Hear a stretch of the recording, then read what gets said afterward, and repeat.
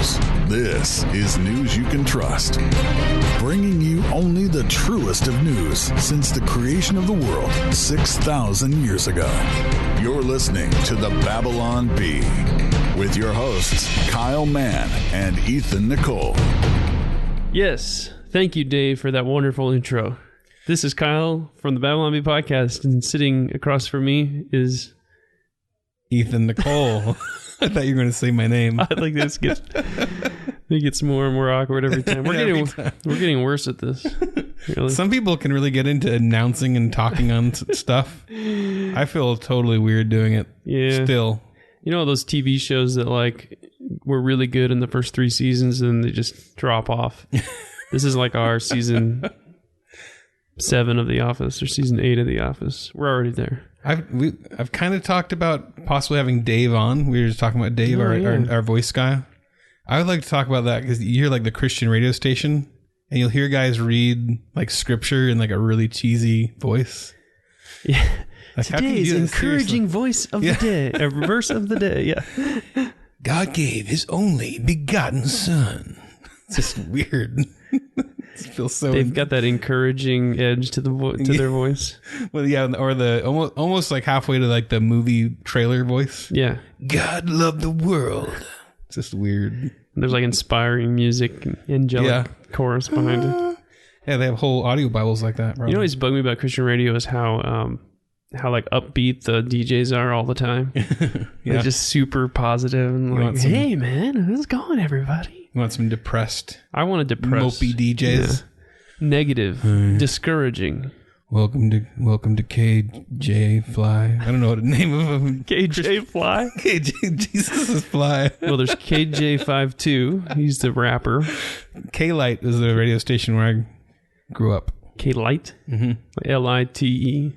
Like light soda? No, I can't remember the actual address of it was, but they called it K-Light, like, you know, light, shiny stuff. Do radio stations have addresses? You know, like it's KYOPP or whatever. The call sign, or is that what it's called? Call sign? Whatever you call it. Something like that. So what have you been up to this week, Kyle? Thanks for asking, Ethan. Well, I had the wonderful experience. My brother's having a baby. Actually adopting a baby. And so we did the wonderful experience of experiencing your brother have a baby. Well, no.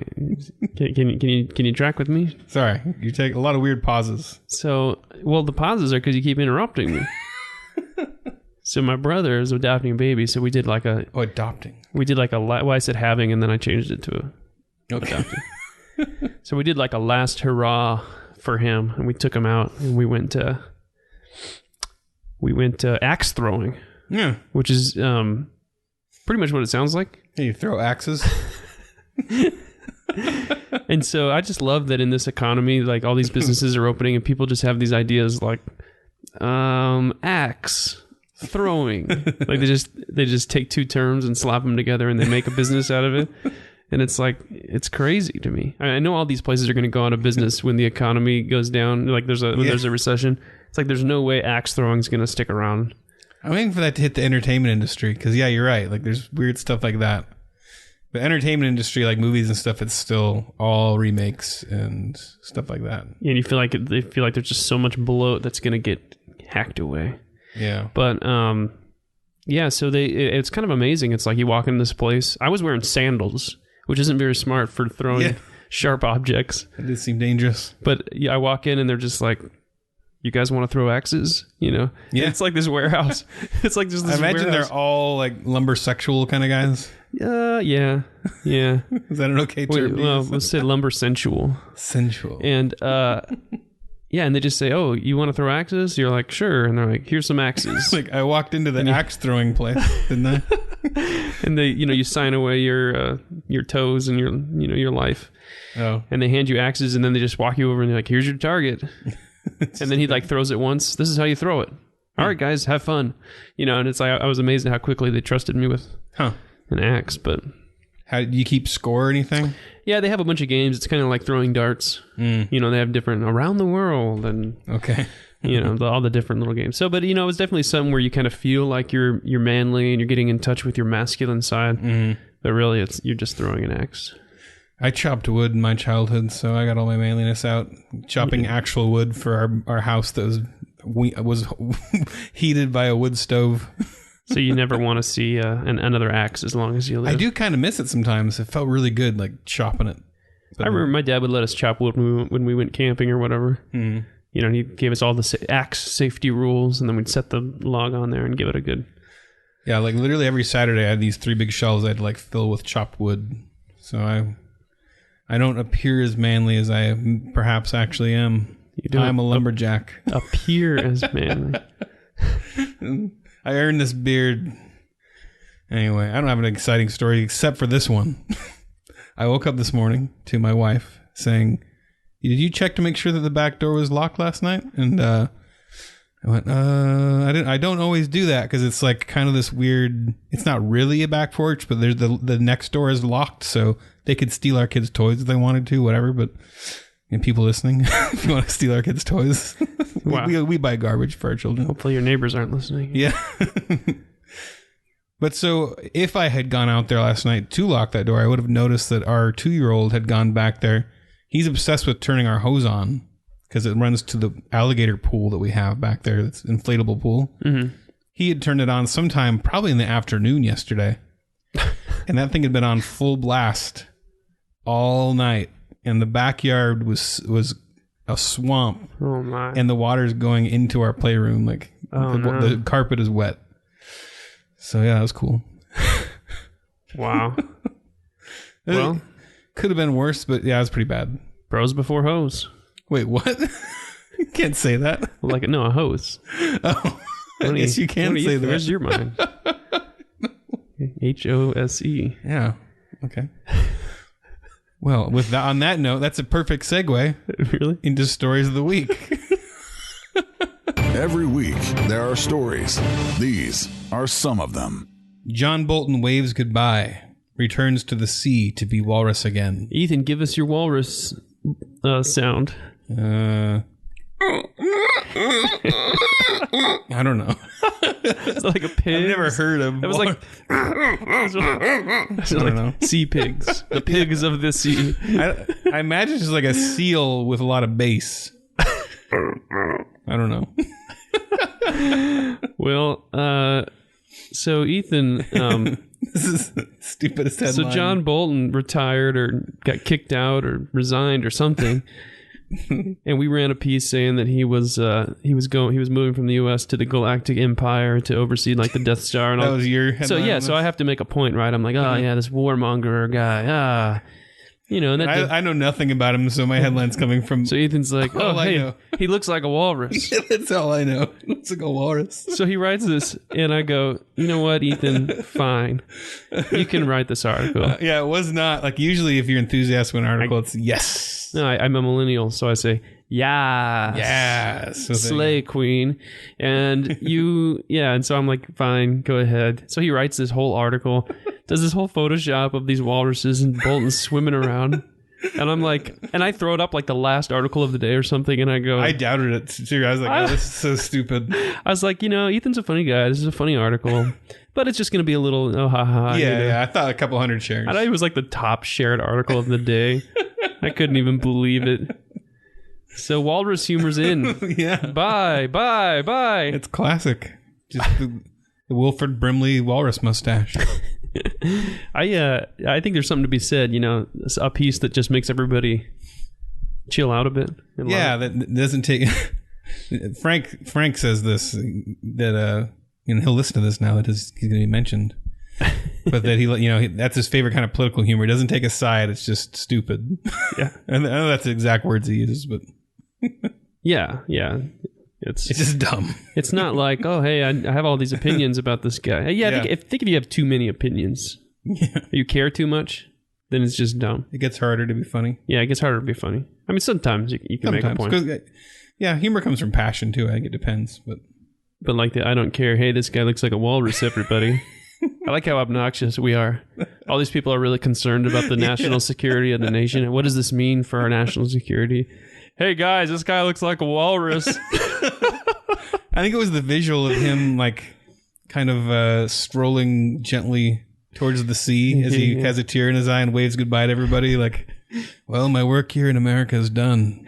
Yes. Back I go. When he like kind of sails off, you just see his head. He has the and then the walruses pop up. Yeah, he's responding to the call of the sea on his life. Yeah. You know, one thing I liked about when Bolton got fired is all of a sudden he was like the hero of the liberals. Like all these liberals were tweeting like, it's a dangerous sign that for our national security, but they all hated him when he came on the Trump administration. They're like, oh, this guy's a warmonger. I don't know about anything about that. I just know that he looks like a walrus. So I'm going to continue making. I'm going to continue making smart, well-informed points. You be the nuanced one. It's like our writers' room. We're all sitting around. Well, here's all the interesting points about Bolton, and then Ethan's. Hey, you know, it looks like a walrus. All right. Well, we've milked that topic to death, just like that one. Just like you milk a walrus. Yes.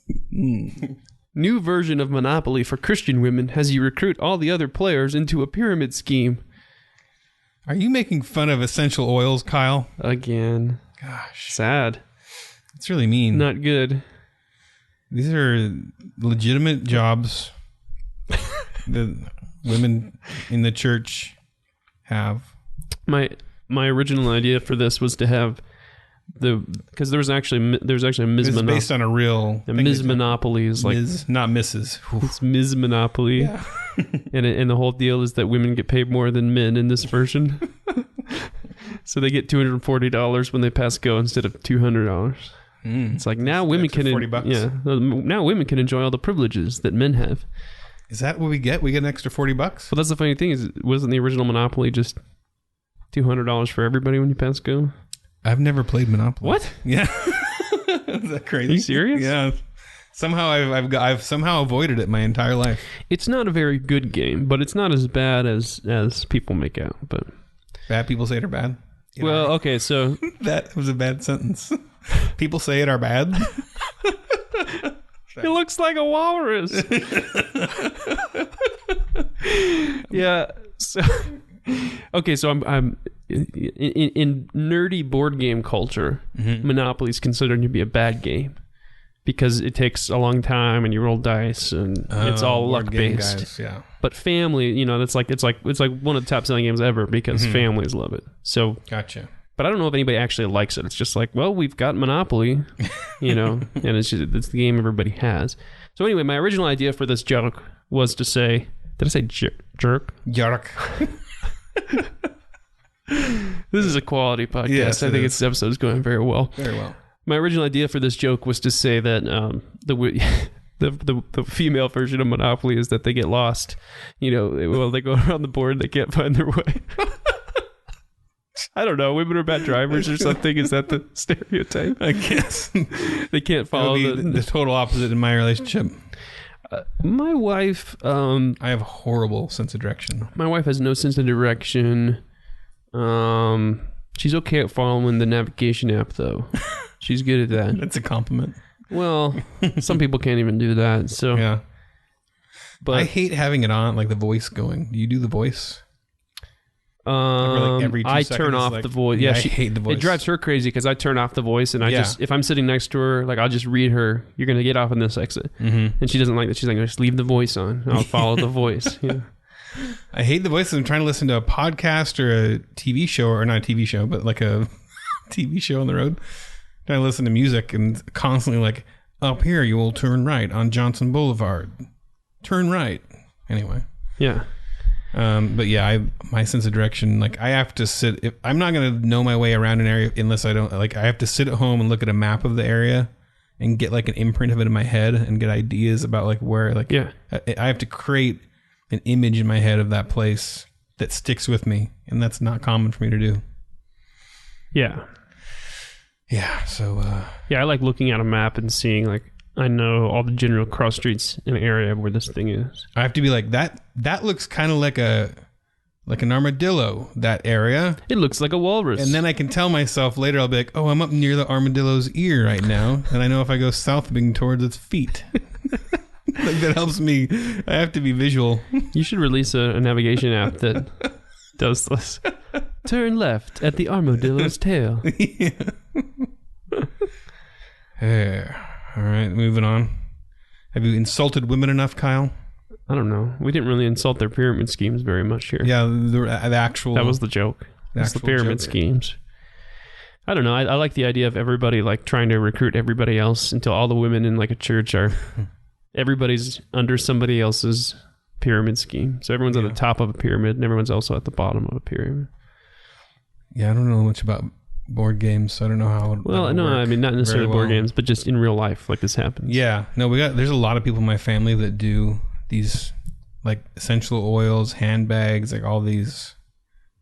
So I assume if anyone listens, then they'll be heartbroken if they hear this portion. So I'm trying to get through it. Well, multi-level marketing reps, send us your best pitches and see if we want to join your MLM. But please don't, but you can. Yes. More E-Cigs being disguised as AR-15s to avoid ban. That's crazy. I get it, because AR-15s, nobody wants to ban those for some reason. Because they're just like other rifles, but people are scared of them because they're scary looking. Yeah. This is one of those jokes I can't look too closely at.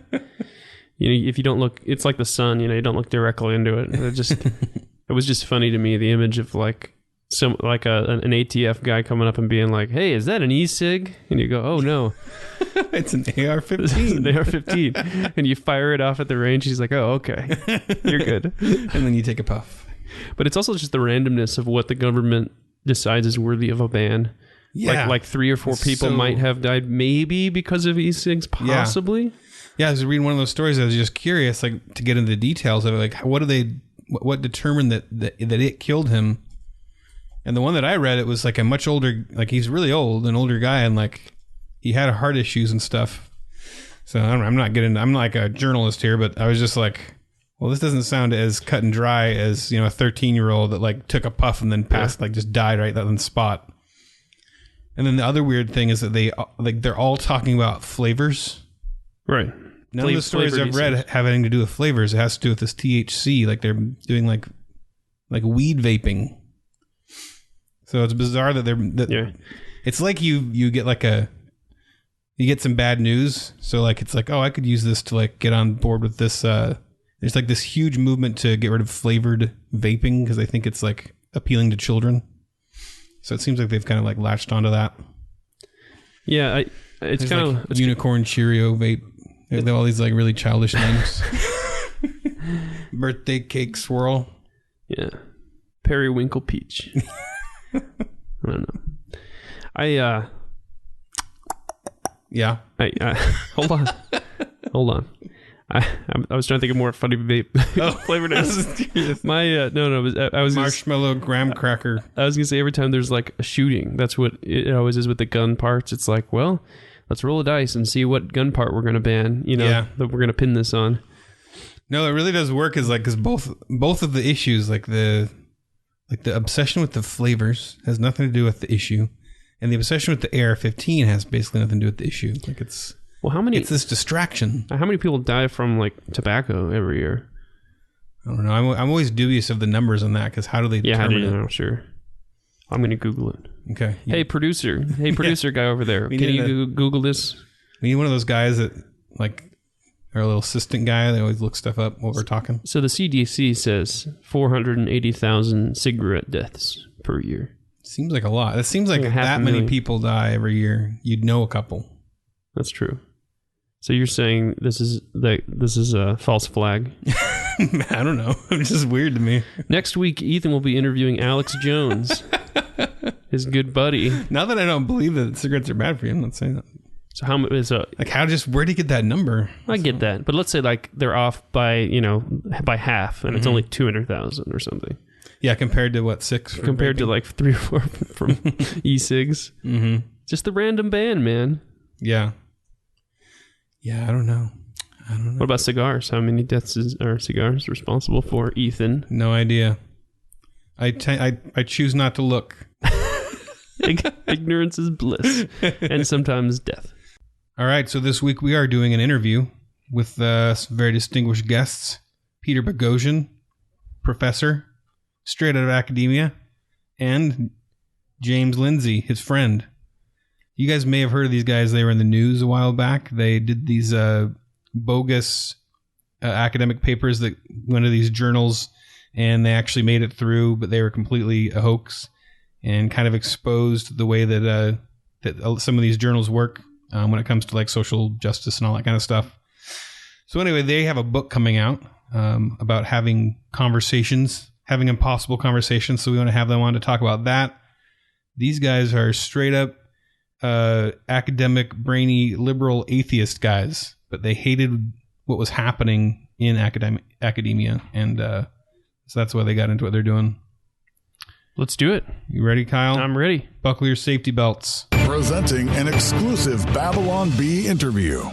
All right, and here we are with Peter Boghossian and James Lindsay. These guys are liberal atheists who own the libs. That's like the right way to put it.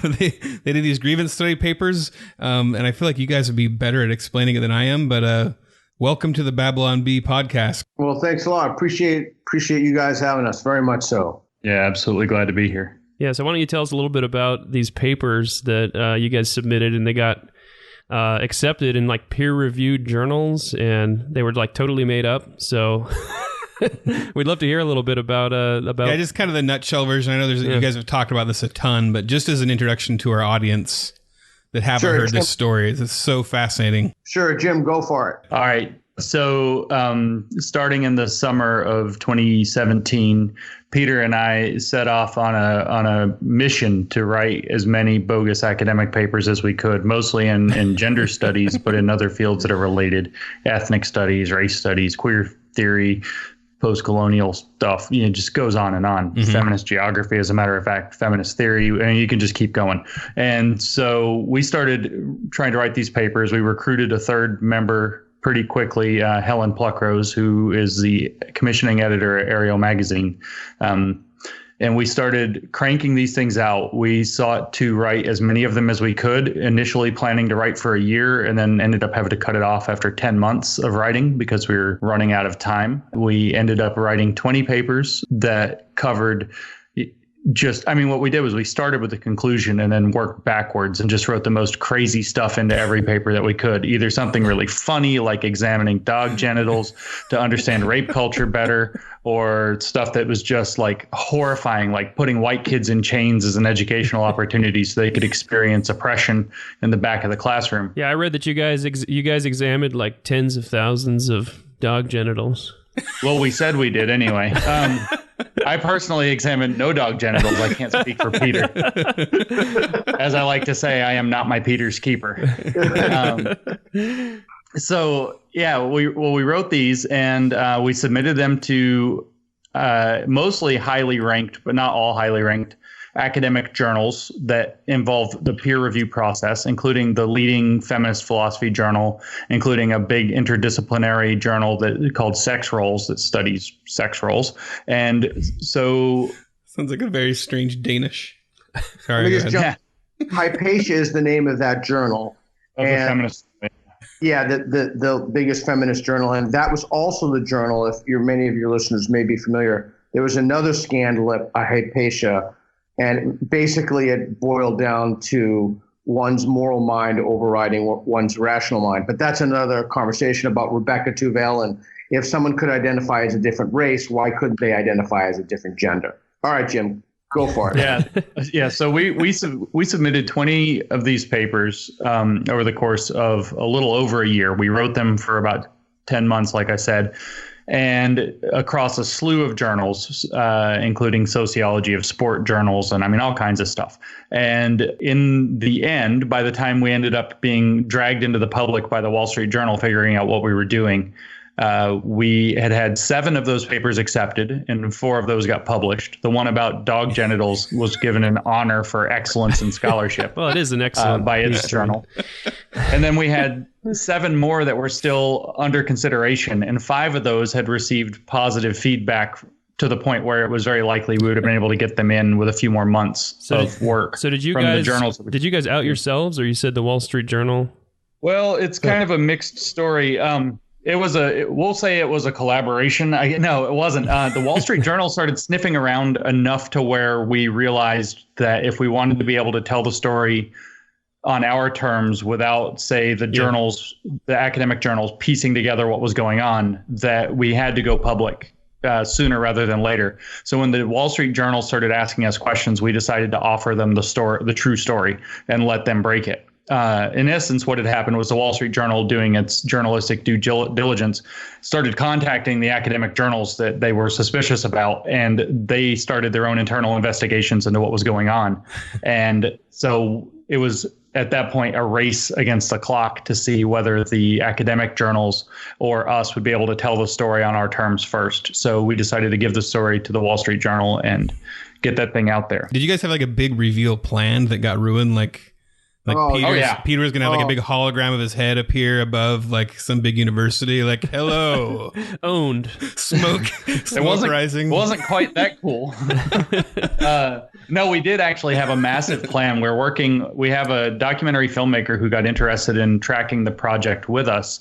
Mike Nana is his name, and he's finishing a feature-length documentary about what we did with the Grievance Studies Affair now. He lives in Melbourne, so he's in Australia right now, sleeping probably, but doing that when he's not asleep.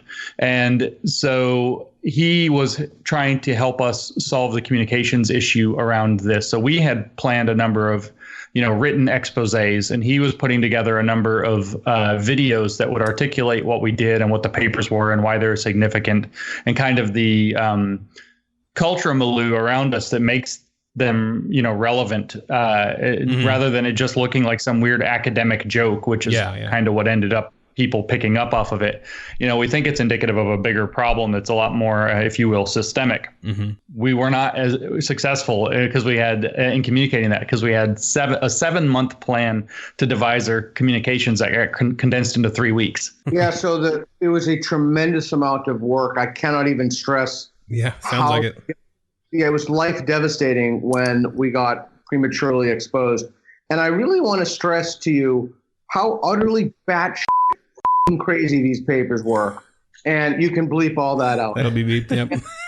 And but I don't want anybody to take my word for it. I don't want anybody to take Jim's word for it or your word for it. They can read these papers themselves. They're all published on a Google Drive. We'll give you. And the fact that the reviewers gushed praise about utterly inane ideas, and not only were they inane, they were morally reprehensible, and the papers themselves were intentionally broken, and they thought this was a great idea. And so Jim's correct. The larger point here is that there is a sickness within academia. There is a kind of corruption, and unless it corrects itself, and we were trying to nudge it at the very least, maybe even shove it into self-correction, then confidence in our universities will continue to be eroded. And I'm deeply concerned about the consequences of that. I mean, already, if you look at the statistics, the polls, the vast majority of conservatives don't trust what happens inside the university system. And much of that, I would argue, is due to the fact that conservative and moderate and now liberal voices are being culled from the system. Right. And then you keep seeing things like what's happening. Thankfully, I'm in the midst of black despair right now. You've caught me on a great day because occasionally some of this stuff that's coming through the social justice and scholarship and its level of infection within academia and beyond really gets to me. And yesterday, actually, I should say, I found out that the Journal of the American Medical Association is making a commitment to social justice, and in fact was talking on Twitter about creating social justice activist physicians as opposed to scientist physicians. And that's a little concerning. But then I see that yesterday and I'm a little upset. The New England Journal of Medicine did that not that long ago. And then today I run into the Lancet and Cell are both signing on to this, and Nature's giving a slap on the back. So you're talking the 4 biggest medical journals in the world plus the biggest science journal in the world are all kind of rallying around the stuff we exposed by showing that they'll publish stuff like dog genitals as an indicator of rape culture. So it's really a very concerning issue. Peter's talking about trying to expose that there's this problem that's rife throughout the academy and it undercuts confidence, but it's really leaking into kind of everything. If it's going to be the lingua franca of the 4 top medical journals, how long is it until it's the main thing at medical schools, and how long after that until it's medical practice? I mean, is that weird for journals to have like a stated agenda? Like, is that normal? So they usually have what are called aims and scope, and they would have an agenda. So in a sense, so for example, the Journal of Medicine, New England Journal of Medicine, for example, should probably have something along the lines of the agenda of publishing the most accurate and useful medical research that's available today. Possibly, combining that with the agenda of, if they get into teaching theory or whatever at all, covering how to create the best doctors for the 21st century or to work around current technology or whatever. And then, there's an argument to be made that says, okay, well, some issues of social justice are relevant to public health, so there should be some of that. But the question becomes how much. And it's really concerning because everywhere we've seen this introduced, it comes in with this smiling face like that and says, well, public health has different variables that are related to social justice concerns and racism and blah, blah, blah. And so we need to bring this in and make it a thing, and climate change and so on. And there are the different points they're raising. And you say, okay. And then the thing inside the box that they're actually unleashing into your system is not that picture that's on the outside of the box. It is, it's kind of like the old movie Gremlins, where, you buy the cute little fuzzy Mogwai guy and, somehow it decides to have a piece of pizza at 12:05 a.m. And the next thing you know, it's just like, mayhem. And then, they're spraying each other with a hose, and there's 5,000 of them everywhere, and they're working into every I mean, it's really it's a good analogy. It's just like Gremlins. You buy the nice little cute thing, and it's, don't feed it after midnight and don't get it wet. And then, it's both of those things are happening once it gets in. Did you come up with that on the spot, or is that something like you woke up in the middle of the night and wrote down Gremlins? That's it. I think about it sometimes, but I did come up with it, I think, kind of on my own, but not today. Oh, bummer. Yeah, and we also want to stress that this is in knitting clubs. It's in, I don't know if you guys play Dungeons and Dragons. I do. It's in Dungeons and Dragons. It's in virtually every realm of life. It's infected and prestetized. Virtually the Southern Baptist Convention. If it can get into that, it can get into anything. The 5th edition Dungeons and Dragons has specific rules on your gender identity. Right. If you're a male character. Yeah, and like it's just, you have to have low charisma. No, I'm just kidding. It tells you to think about how your gender is perceived by other characters in your game world and all this stuff, which is wild because it's a game where you can just imagine anything. So it's like you could already do that. You didn't need a specific paragraph for it. I'm up to getting 30 or 40, sometimes 50 messages a day between my email and my Twitter DMs primarily, of people telling me about how this is in their walk of life. So I've been in the last couple of days, there's been a lot of physicians and nurses contacting me, talking about how it's working into medical schools and how it's working into the hospital environment. I had a guy that does fantasy novels and Dungeons and Dragons stuff contacted me today. I had rock climbing yesterday. Knitting was exposed on Quillette, and I've talked to that woman several times that brought that to public light. Hiking clubs, Buddhism, the American Zen Buddhist Association or something like that. I mean, it's pretty much everything. Personal finance. So you start looking into the corporate world, law, you start looking into the legal world, education. I can't tell you how many people, desperate parents and concerned others, that send me messages about what's going on in the school systems and how this is taking over their kids' education, K through 12. They're sending kids off to kindergarten and they're coming back and like calling their parents racists and stuff. Oh, wow. So I was wondering, just as a perspective on this, because I think that there's a lot of people who think, they hear this and they go, and I also want to get, because we're having you guys on because you have a book coming out. So I do want to kind of morph towards that topic. But why is it bad? Like when you hear the idea that social justice is being inserted into all this stuff, well, isn't that good? It's social justice. It's even better than normal justice. Yeah, it has justice right in the word. Yeah. So like, why is everybody upset about this? Like, it should be in everything. It should be in Jell-O commercials, and it should be in your toothpaste, and it should be in everything you do. Yes, it should. Right. So this is really the thing. The ideology driving social justice as the activism goes right now and the scholarship is, first of all, as we tried to endeavor with the papers that we wrote, not rooted in science. A lot of people think, oh, well, this is basically race research or gender research, and it's kind of science. But it's not. We made up crap about dog genitals. It's actually not. It is theory that is based actually in literary theory, and they used postmodern mindset to expand the definition of literature text to be pretty much anything. And then they analyze it using literary theory techniques by looking for problems and exaggerating the scope of problems and trying to, this is going to sound absolutely crazy, but this is the thing. The goal of social justice is not actually to increase justice in society. It is to create a societal revolution that throws off the old paradigm, with that science, be that evidence-based reasoning, whether it be using reason and logic, whether it be the capitalist system of economics, whether it be the liberal democratic order and our legal system and our political system. It is actually an agenda to stick social justice activism as it's carried out, not to stick the idea of social justice of making society more fair. That's the picture on the box. That's a little mogwai. And then the gremlin, the thing inside the box, is actually to take exactly all of this divisive, angry activism that makes everything about race, everything about gender, everything a gigantic fight, everybody problematic, everybody a racist, and to insert that ideology into every institution it can get into.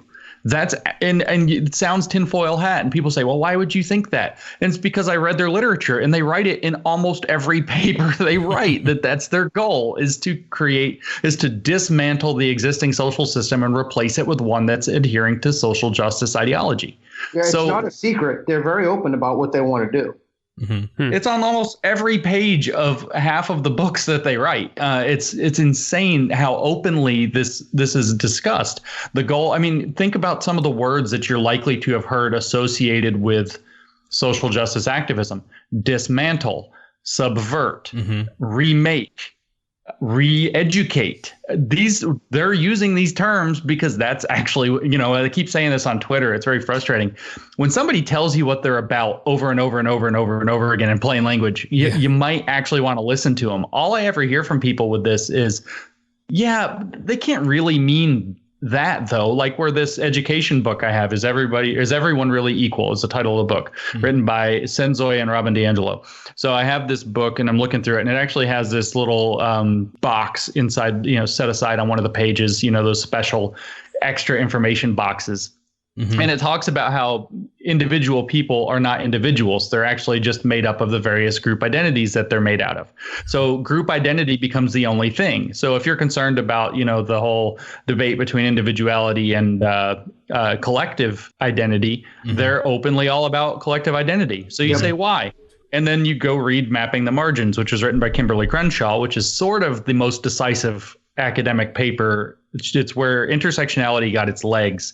It's not where it was defined. That was also Kimberly Crenshaw 2 years earlier, but it's really where it got its legs. And in that paper, she explicitly says, we're going to do this for the purpose of pushing identity politics. So if you think that identity politics are actually helping things, you might think that this is a good idea. But if you can see how just viciously divisive it is and how it makes people unable to relate to one another and how it seems to be tearing everything apart, and fighting over, identity-based status and identity-based privilege, then you may be kind of, cottoning on to why this isn't necessarily the good thing that it looks like it is when it says, oh, we're just concerned about fairness and making a more just society. I think that's a good segue into talking about the book that you guys have coming out, because I think that one thing that makes it very hard to do is to have any kind of conversation about anything outside of a very specific set of preconceived ideas that you have to agree with. And the moment you give off that you don't agree with these ideas, you're immediately bad.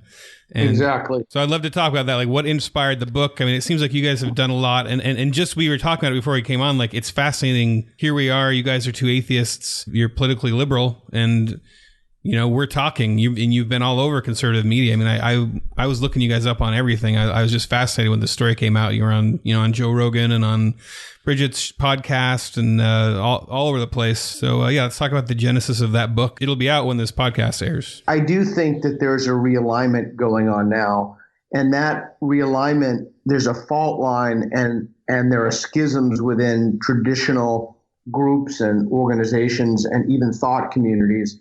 And I think the fault line in that is in social justice with a capital uppercase S and uppercase J.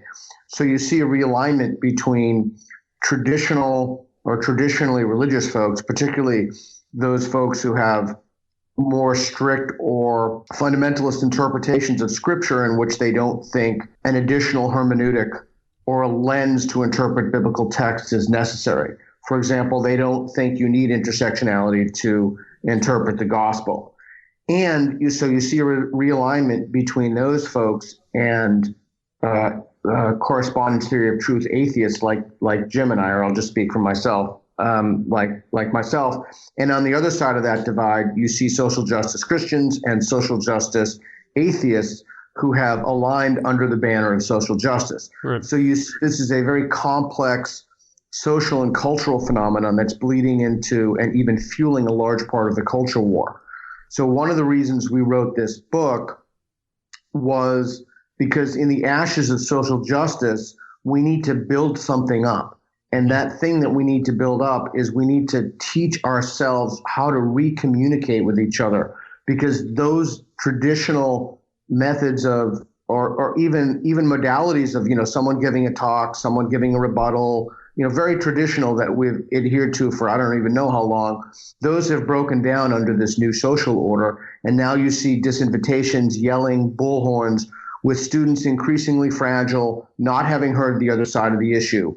And one of the impetus for this book was that we need to start speaking to each other across divides. People not only do they not know how to do it, but they've actually seen the exact opposite modeling behaviors. Mm-hmm. Yeah, it's really kind of interesting. I feel like, we talk about the culture war, but Pete's often phrased this as this is culture war 2.0, and we've come out of culture war 1.0. As everybody, who's older than maybe 30 that's listening will certainly realize, and many younger than that as well.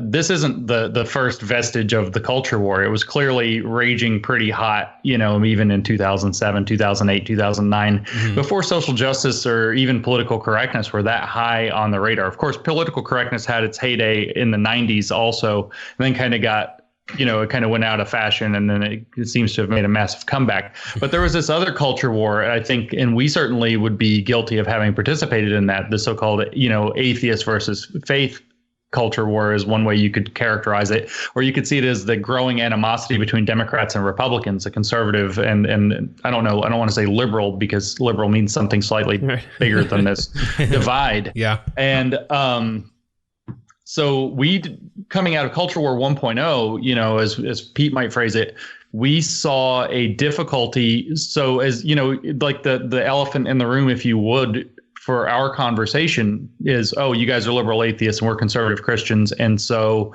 obviously that's some kind of a problem. Mm-hmm. But that's an assumption of Culture War 1.0. And part of the hangover of Cultural War 1.0 is that we forgot how to talk to each other and make friends across difference. We started drawing lines in the sand and backing away. So, the right would draw a line somewhere, in right wing land, and then back 10 steps away from it. And anything to the left of that line is no good. And the left did the same thing. Anything to the right of that line would be no good. And they stopped talking to each other. You can see it in the polarization of Congress, for example, where people, all the political capital and crossing the aisle and speaking to people on the so-called other side, as if there's not a bigger side called America that we're all together in on. There's no political capital in crossing the aisle, and we lost social capital in crossing the aisle in our day-to-day lives.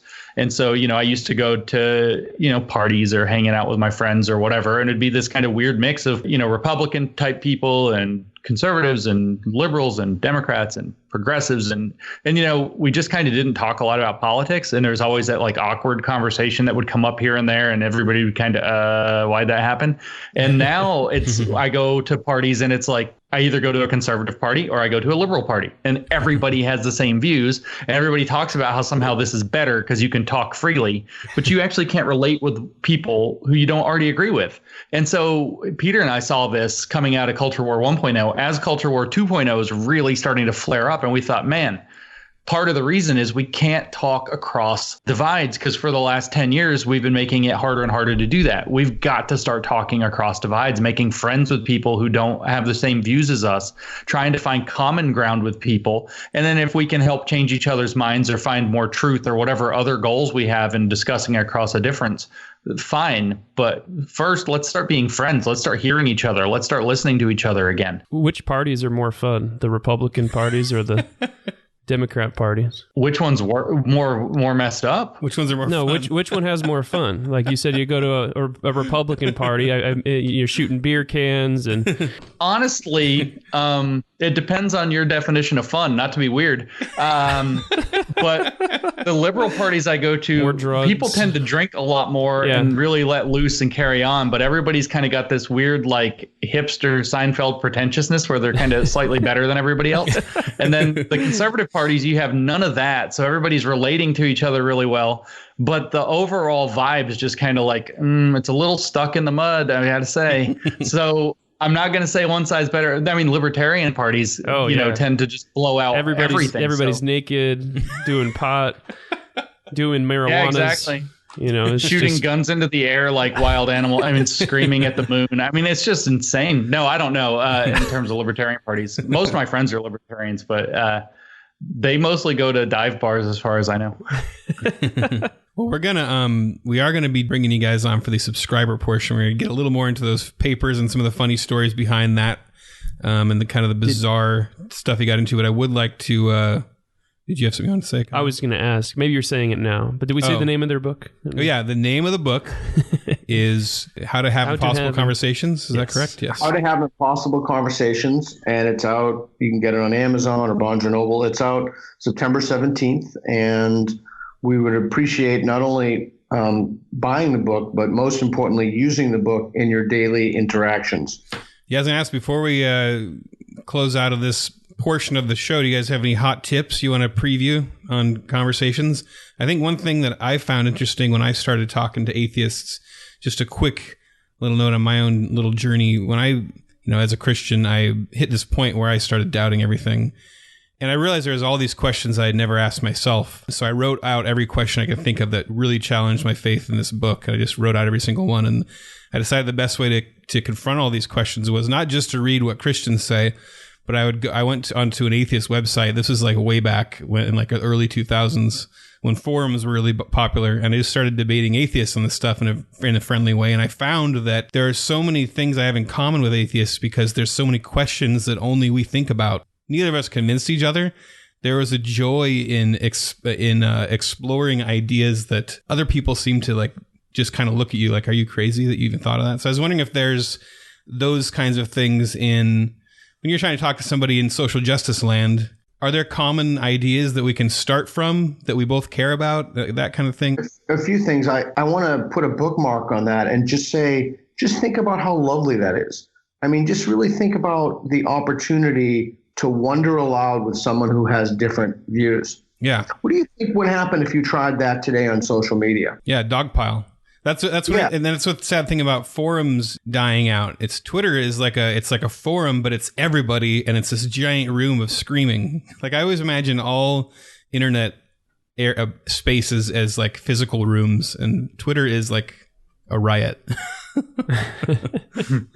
Yeah, I think we've lost something, and one of the things that I think is really worth taking note of is, so you have an attitudinal disposition to wonder, to ask, to think, and the people with whom you were speaking also have that attitudinal disposition, and they act upon that, right? They actually talk to you.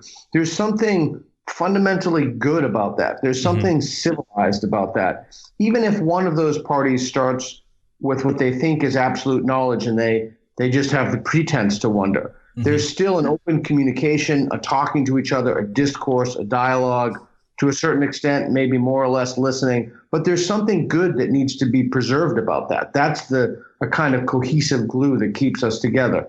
And so you can see people across divides as people and not just as existential enemies or threats or bad people or what have you. And so Jim and I would really like to try to reclaim some of that, even if it's really, I mean, how important is it really that those conversations end in agreement, but that they end in mutual understanding? Yeah. So that's a philosopher Jürgen Habermas's idea. And there are techniques, specific things you can do to get there. One thing is, and again, there are 36 techniques in the book. Every single one of these, they work okay when they're on their own at best, but when they're there's an incredible synthesis when you bring in 2 techniques, 3 techniques, 4 techniques, listen, Roy Rappaport's rules. There are things from hostage negotiations and cult exiting and the Socratic method and applied epistemology. And all of this stuff, when it works in concert with the one technique piggybacking off of another technique, those conversations are profoundly fulfilling and enriching for the people that the people who choose to have them. So, listening, if you want to be listened to, you need to listen to first using little things like conversation extenders, or not acknowledging you're listening to someone, not criticizing until you've repeated back the idea to someone to make sure you have it right. Mm-hmm. That's called Rappaport's rules. And you're looking for the idea where they say that's right. That's from hostage negotiations. So there are all of these techniques that help people understand that you genuinely do want to understand the process by which they come to knowledge. And so it's a hearkening back, not to a conservative value, but to an ancient value. And that ancient value is that which was promulgated by Socrates. And he talks about finding truth, figuring out what's true, what's the best type of life to lead. And hopefully the book, when folks start reading and applying it, will help people just do just that, which is to live better lives and to have more fulfilling relationships. And I actually truly believe that. Yeah, I'm sorry I wasn't listening to anything you just said. No, I'm just kidding.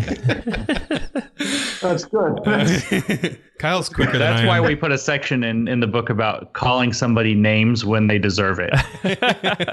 No, I'm just kidding. For me, if you want to know, by the way, my favorite, I think the most important things for me in the book were at the very beginning. The first thing we talk about is establishing conversational goals, understanding why you're actually speaking with that person. So if you're like I am and you get invited to these parties in both sides of the political spectrum all the time, the goal probably shouldn't be to go assert your politics everywhere you go, because it's probably not going to go real well for your life and you're not going to have a lot of friends.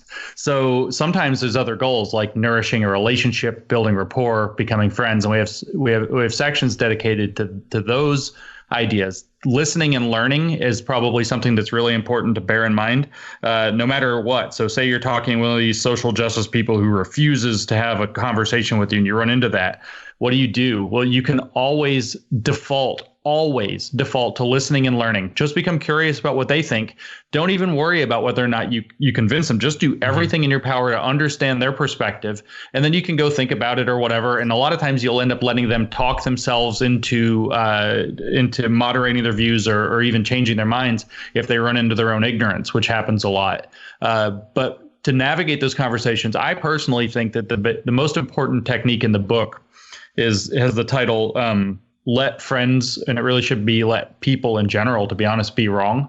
If you're focusing on your goals, it is okay. Like, let's say that you and I decided we're going to have some, epic Christian atheist rap battle right now. It is okay for us to acknowledge that we don't agree on that. Mm-hmm. And from your perspective, you can let me be wrong about being an atheist, and I can let you be wrong about being a Christian. And we can pursue other aspects of conversation, or even explore one another's beliefs, whether that's, about metaphysics, whether that's about how to be a good person, whether that's about revealed wisdom, whether that's about the value in the wisdom, whether it was revealed or not.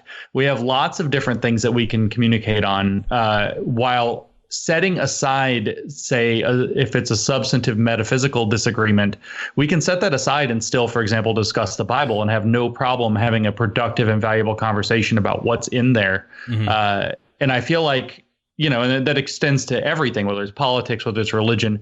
It is actually not only possible, but usually very helpful to just let other people be wrong. And when you're on social media, you don't actually have to go yell at that guy with the wrong opinion. You can just see it and then either scroll past or mute that account or unfollow it or whatever it happens to be. Absolute madness.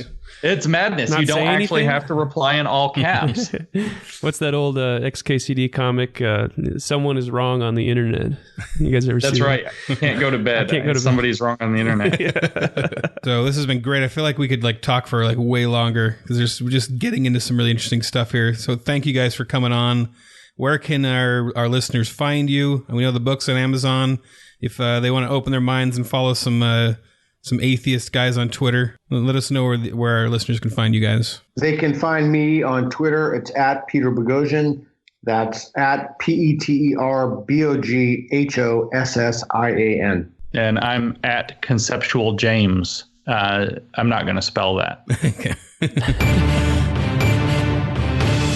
And that, my friends, was a conversation that occurred. That was something that happened. It did. On Skype, no less. Yeah, that was super interesting. I wonder if in Christian land, if there was like, what's the Christian equivalent of academic journals? Like, well, it makes you like wonder if like, yeah, back when they were canonizing scripture, if somebody like submitted some fake books and we're like, just to see if they could tell which ones are real. And this would be like if they got some like fake book in called like Hezekiah or something. I'm trying to come up with a fake Bible name. The Book of James is. Oh, that's what it is. Yeah, that's what Luther thought. Okay. Yeah, Luther thought James was no good, bogus. So, yeah, but I was wondering if there's some Christian like journal or something we could write some Christian satirical hoax piece and get it in there. There was a great piece someone did once that was relevant. There was a great piece someone did once that was making fun of liberal scholarship on the Bible, like historical critical theory on the Bible, which basically says like, Paul didn't write any of the Pauline epistles, and the Gospels are all fake and all this. And the way that they do those things is basically like, these two letters sound too different, so they can't be Paul, But then if they're too similar, it's like these two letters are too similar, so someone was copying this other letter. So they're always trying to cast doubt on the different letters. So someone did a satire piece once. I'll have to look it up and we can link it, but it's like on the authorship of Pooh, Pooh. Okay. And it argues that it sounds like some deep in the weeds theology humor. Yeah. Oh, okay. It's called New Directions in Pooh Studies. I just think Pooh is funny. And he has all this argument that A.A. Milne didn't really write Winnie the Pooh. Based on using the same argument, and gotcha. I bet you could get something like that published. That punchline was really worthwhile. I'm glad we pursued that. I'm glad we pursued that line of thought. Cool. So I like walrus jokes and Pooh jokes. Let's do our hate mail. I really miss Adam Ford. All right, this is actually a Twitter reply. And okay, it's a hate reply. I really appreciated the cleverness here. Okay. Because people always reply and they go, they say things like, to be comedy, you have to be funny. And it's just like, come on, like that doesn't, or you guys are garbage. And it's just like, okay. Good job. So I really appreciated when there's like some thought that goes into the insult that they sling back at you. Mm-hmm. I think we can all relate. So anyway, here's the reply. This guy says, "Oh God," sorry for that, but that's what he said. But it's lowercase. "Oh God, you guys are bad at this. The only thing you have in common with the Onion is that you make my eyes water in pain." So he tagged the Onion, so he's saying that the actual satirical newspaper. So that's the weird part, right? Makes his eyes water in pain. Well, I suppose he was talking about the, What is an onion? I was going to say fruit. I almost said legume. It's not a legume. No, it's it's like a bulb. No, it has a funny. You're Googling again. Hold on. It's a vegetable? If you search onion, all that comes up is root. If you search onion, there's hold on. If you don't grow on trees. If you search onion, the only thing that comes up is the onion. Oh. What happened to good old fashioned? Yeah, I don't know how you asked that question. Like, if I was asked, so it's a vegetable. What kind of a thing is an onion? It's a shallot. Oh, wait, but what are shallots then? It's a type of onion. Because I thought a shallot was a. Okay, never mind. That's a type of onion. Yeah, a shallot is a mixture of an onion and garlic. It's one of God's greatest. I guess an onion is just a. It's just a vegetable. Yeah, what's the category? It's a bulb onion. We will have our more nerdy listeners. Producer tweeting at us. Google onion. What is an onion? What is a walrus? All right. Well, anyway, thanks a lot for that insult. We do appreciate you trolls when you're clever. Yeah. If you're gonna insult us, do it cleverly. And that's the show, Kyle. Yeah. What should we tell people? Because we do have more stuff. We're gonna continue our conversation with Peter and James. Yeah. Not from the Bible, but from atheism. That is interesting. They are Peter and James. Yeah, they're more biblically named than we are. Yeah. Though my name is in the Bible. Kyle is probably not in the Bible. Kyle. I wish I was in the Bible. Kyle. So our conversation with them will be picked up. We did get into some of the details of their papers, but we just kind of, the conversation really just kind of kept going. We got into more, actually, I did feel like some of the stuff we talked about in the subscriber portion was more interesting than we talked about previously. But you'll have to be the judge, subscribers. Yeah. So anyway, subscribers, thanks for subscribing. If you haven't subscribed, go to babylonb.com/plans and give us some money, and then you can also access the secret exclusive subscriber lounge. Yeah, and get all the ads taken off the website and all this awesome stuff. It's so nice. Just to clarify, there's no actual lounge. That's just referring to the subscriber segment. Yeah, it's an audio lounge. We're going to get nasty letters saying, where's my lounge? Mm-hmm. Why don't I have a lounge? All right, well, Kyle. Yeah. Happy week to you. Happy week to you, sir. Let's go throw some axes. Let us do it.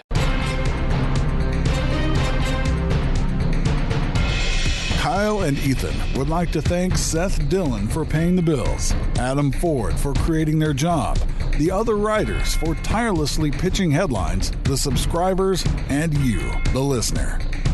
Until next time, this is Dave D'Andrea, the voice of the Babylon Bee, reminding you to go forth and eat locusts and wild honey.